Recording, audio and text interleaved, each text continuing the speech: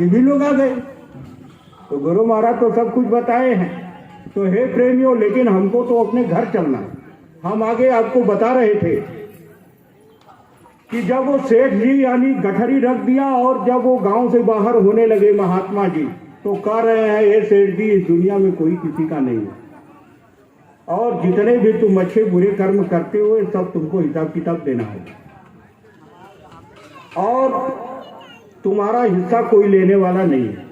एक दिन काल आएगा और टोच मारेगा झपट्टा और ले जाकर के 84 और नरकों में डाल देगा, और वहां से फिर करोड़ों करोड़ों जन घूमते रहो, तुम निकलने वाले नहीं हो। यही सत्संग सुनाते सुनाते सुनाते सुनाते तब तक सेठ का गांव करीब आ गया घर। तब बाबा जी कहने लगे, सेठ जी तुम सब बात तो भूल जाओगे, लेकिन मेरी एक बात याद रखना। कहा हाँ बाबा जी बताइए। कहे कि एक दिन तो शरीर छूटेगा ही। जब तुम्हारी शरीर छूटेगी तो जमराज पहुंचेंगे, तुम्हारी जीवात्मा को निकाल कर शरीर से अलग कर देंगे, और उस समय तुम्हारे खाता को देखा जाएगा। तो उस समय तो ये लोग बताएंगे कि तुमने जीवन में कोई अच्छा काम नहीं किया है, लेकिन जो 1 घंटे का समय, 1 घंटे का यानी पीरियड जो हम तुम्हारे साथ चल रहे और ये जो सत्संग सुना रहे, इसका तुम्हारा पुण्य बनेगा, वह खाता में लिखा रहेगा। और तुमसे जमराज पूछेंगे, ये सेठ जी आपको जीवन भर नरक में रहना है, लेकिन आप 1 घंटा महात्मा का सत्संग सुने हो, तो आप ये बताओ कि पहले अपना पुण्य लोगे या नरक चलोगे।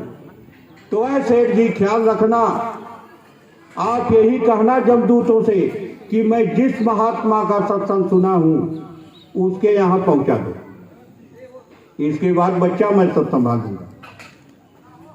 अब सेठ जी सब बात तो भूल गए, लेकिन इतनी बात का माला रोज फेरते थे कि जब जमराज आएगा और जब कहेगा कि 1 घंटे का पुण्य है, तो हमको पहले कहना है कि जिस महात्मा का दर्शन किए हैं उसके यहाँ पहुंचा। हे प्रेमियों, यही उसके लिए मंत्र, गुरु महाराज के एक एक शब्द मंत्र हैं, जो हम लोगों को 5 मिले तो है अपने घर मुक्ति जाने का रास्ता भेजते प्रकट ऐसे में दे दिए। लेकिन जो अभी हम बता रहे थे कि जय गुरुदेव नाम से जब बुलाओगे, ये सबके लिए, और गुरु महाराज कहे कि सबका कल्याण, जिनको जिनको नामदान नहीं मिला है माला लेकर के भी 8 बार करें और गुरु महाराज के स्वरूप को याद करें, अंतर में गुरु महाराज की दया होगी। और उनका अगर विरह, अगर ज्यादा तड़प अगर जगी तो दर्शन और नामदान भी मिल जाएगा। अरे भगवान ऐसे नहीं मिलता। मीरा ने बताई कि इतना सस्ता नहीं है, मालिक को वही पाया जिन पाया तिन रोए, रो करके मालिक मिलता है। अगर हंसते खेलते क्यों मिले तो सब ही सुहागिन हो, तब तो सभी लोग सुहागिन हो जाए। तो गुरु महाराज कहे कि बच्चा जब तुम बुलाओगे तो तुम्हारी मदद और रक्षा करेंगे। तो हे प्रेमियों, आगे बता रहे थे कि जब वो डेली सेठ जी ये मंत्र का जाप करता था, मरना तो है।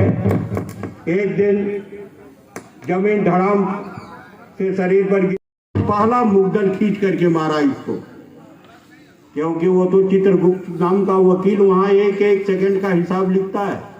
वो तो देखा कि ये सब दिन इतना बड़ा पाप का अंबार किया है सेठ, तो पहले मारा खींच के मुंगरा। अब तो ये तो उलट गया सेठ और वहीं पर अब तड़प रहा है। तब तक दूसरा जमराज कह रहा है, अरे भाई रुको, अभी मत मारो इसको इतना। कहा क्यों, जीवन भर तो सब कुछ सताया है, लूटा है, और इसको तो सजा मिलेगी। तो कह रहे हैं कि अरे भाई, इसके खाते में से पुण्य की भी लाइट आ रही है, रोशनी आ रही है, जहाँ देखो या कौन सा पुण्य किया है। तो जब खाता उलट करके देखा गया तो उसमें लिखा हुआ है कि एक महात्मा का 1 घंटे का सत्संग सुना है। तो जमराज कहने लगी कि सेठ जी, अब आप ये बताओ कि पहले नरक में चलोगे उधर, या आपने एक महात्मा का सत्संग सुना है 1 घंटे का, आप उसका पुण्य लोगे। तो सेठ जी को याद था, वो कहे कि ये जमराज भैया, हम जिस महात्मा का सत्संग सुने हैं हमको उनके यहाँ पहुंचा दो। कहने लगा ठीक है पहुंचा देता हूँ, लेकिन 1 घंटे का समय है, तुमको जल्दी आना होगा। अरे कहे सरकार, तुरंत बैठ के आ जाओ। जमराज यहां से लेकर के चल दिए।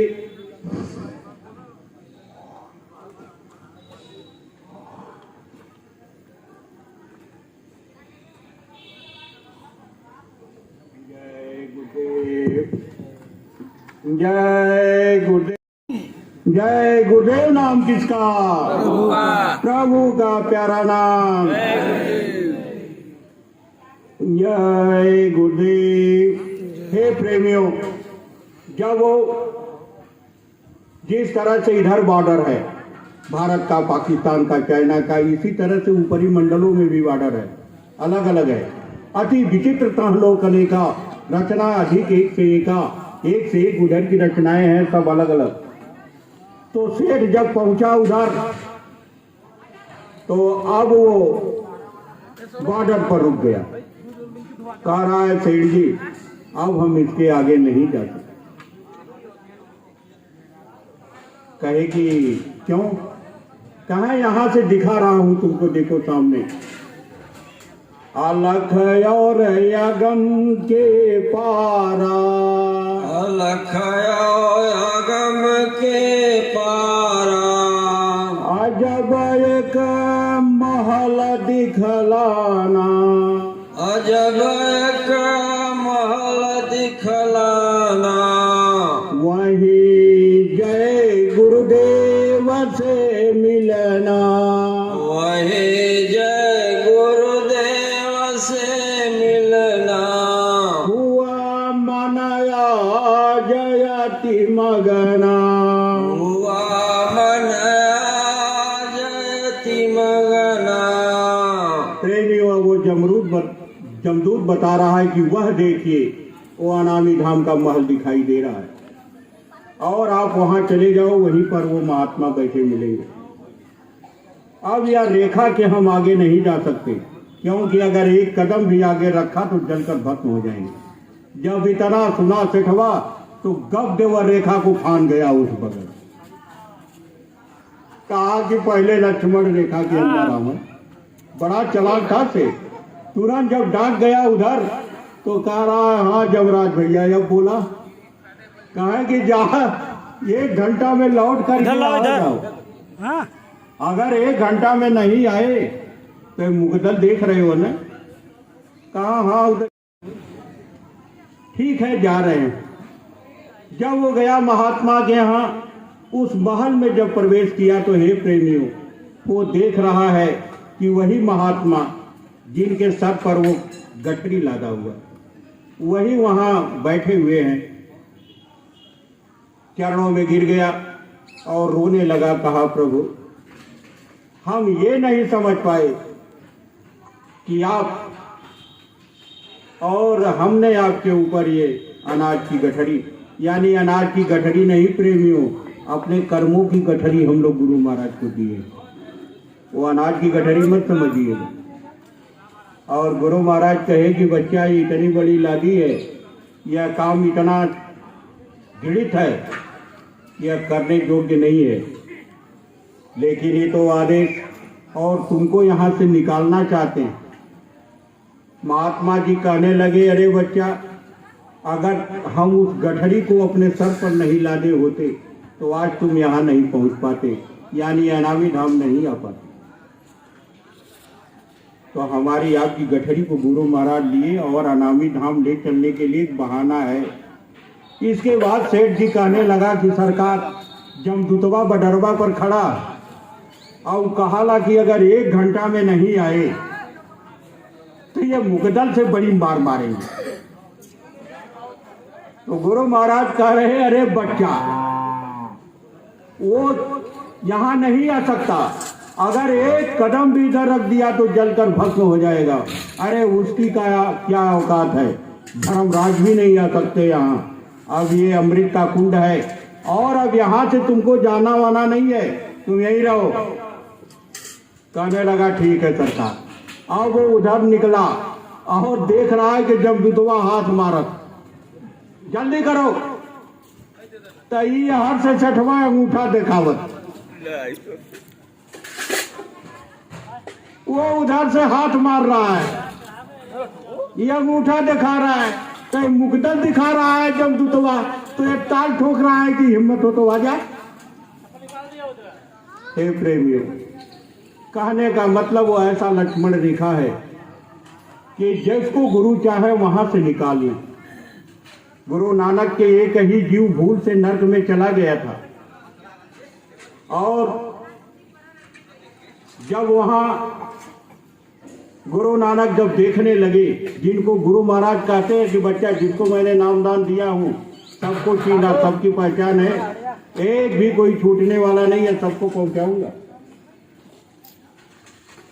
तो नानक जी देख रहे थे तो एक जीव जो है उनका कहीं दिखाई नहीं दे। पूरे भूमंडल पर देखे, देवलोकों में देखे, कहीं नहीं। फिर उन्होंने